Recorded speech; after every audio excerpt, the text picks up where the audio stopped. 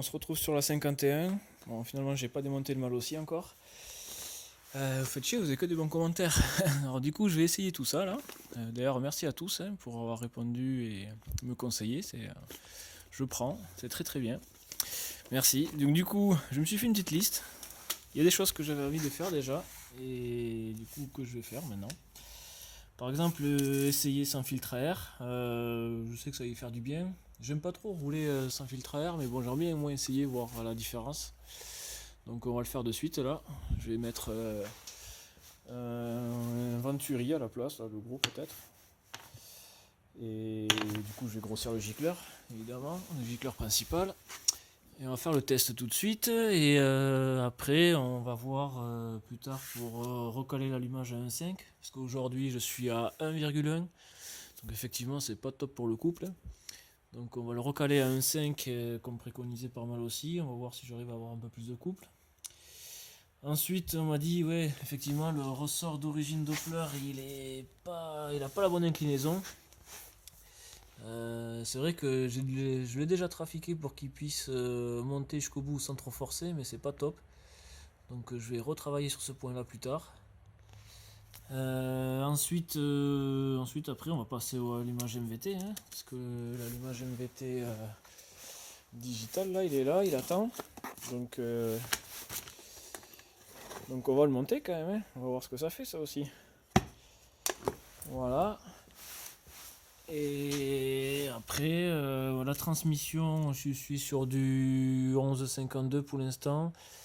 J'ai pas d'autres chaînes à ma disposition, donc si j'en ai une qui est plus courte je crois. Donc je vais voir, mais je voudrais plutôt augmenter, passer sur du 56 ou 60 peut-être, à voir. Bon, en transmission on verra peut-être. Et après là je démontrerai le mal aussi pour passer pour revoir et ajuster les paramètres. Donc là ça sera diagramme d'échappement, je vais le remonter.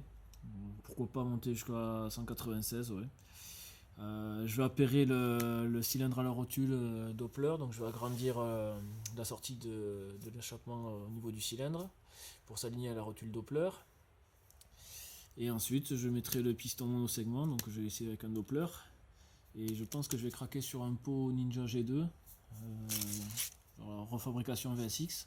Je crois qu'elle se monte sur une diamètre de rotule en 32, donc les Doppler. Ou à voir si je peux trouver ça ailleurs, on verra. Donc voilà le programme pour le mal aussi.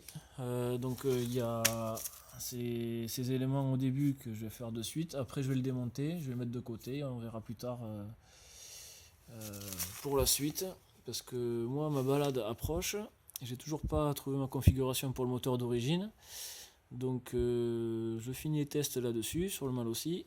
Ensuite on repasse sur l'origine et on fait des tests avec les échappements et les carburateurs pour trouver la meilleure configuration pour les balades.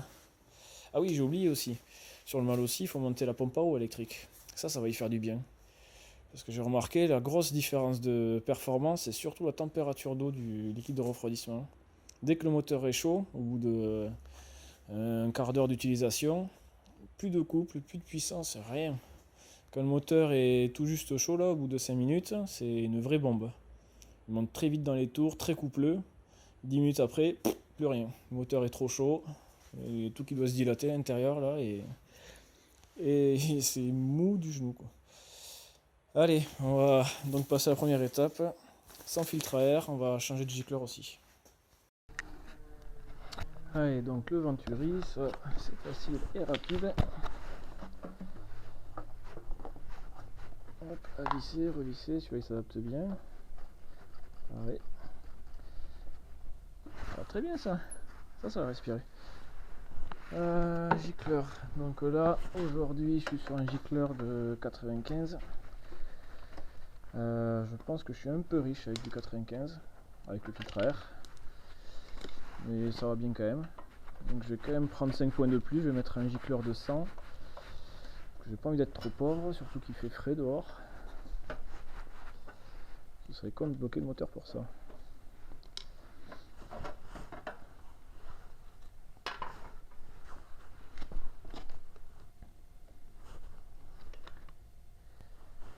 Ok.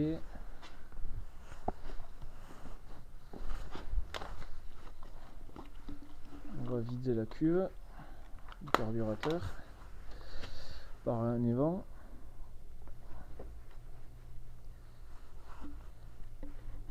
Hop, tac. Voilà, ça vide s'en fout partout et ça dans le réservoir.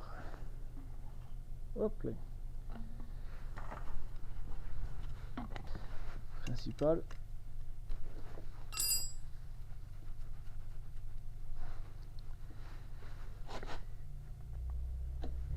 Donc là, c'était du 95, c'est bien ça. On va passer sur du 100. Ça va peut-être être un peu trop riche, mais bon. Il y a un sac l'inverse.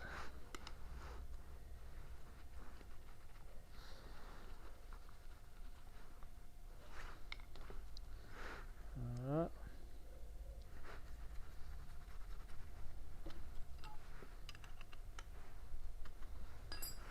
Allez, on remonte. Tac, on ouvre l'essence. Le temps de la cuve se remplit. Sur le manchon. Ça tient, c'est bien. On peut remonter le carter.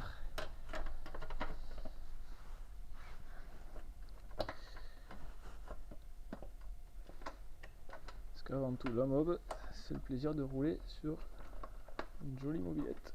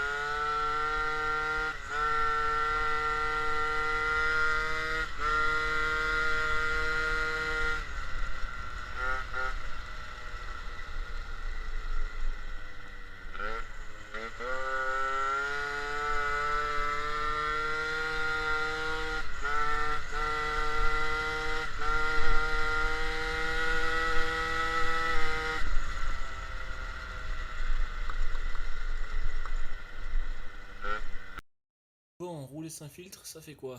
Alors, déjà, ça fait plus de bruit. On l'entend bien sur les vidéos. Ça fait déjà plus de bruit. Déjà qu'il faisait pas mal de bruit, ça fait un peu plus. Ça fait aussi que 5 points de plus sur le gicleur, c'est pas suffisant. Je la trouve un peu claire quand même. J'ai pas trop roulé, donc elle est pas mal, mais peut-être avec un petit peu plus d'essence, ça serait pas mal. Après, niveau vitesse de pointe sur le GPS, j'ai vu 87 et quelques. Donc finalement, hein, le filtre à air mal aussi, pas trop mal, hein, il respire bien. Il n'y a pas une énorme différence. Alors aussi, ça quand même, ça respire mieux, ça envoie plus quand même au démarrage. Mais toujours le même problème en fait. Le gros problème, c'est le refroidissement. Donc une fois que le moteur est chaud, d'ailleurs on le voit bien vers la fin de la vidéo, il n'y a plus de reprise, plus d'accélération, c'est mou, c'est mou. L'embrayage y patine, il n'y a plus de couple, il n'y a plus rien. Et au début, quand le moteur est tout juste en température, ça marche très très bien. Donc effectivement, sans le filtre, ça respire mieux. Mais bon, je préfère quand même rouler avec un filtre. Parce que bon, là je démarre au kick ici. Si je fous de la merde en même temps que je démarre, ça passe direct dans le moteur, j'aime pas trop ça. Et puis c'est pour rouler. Bon, je sais pas, on va voir. Bon, moi j'ai vu la différence, c'est vrai qu'il y a un gain. Petit. Donc je vais remettre le filtre.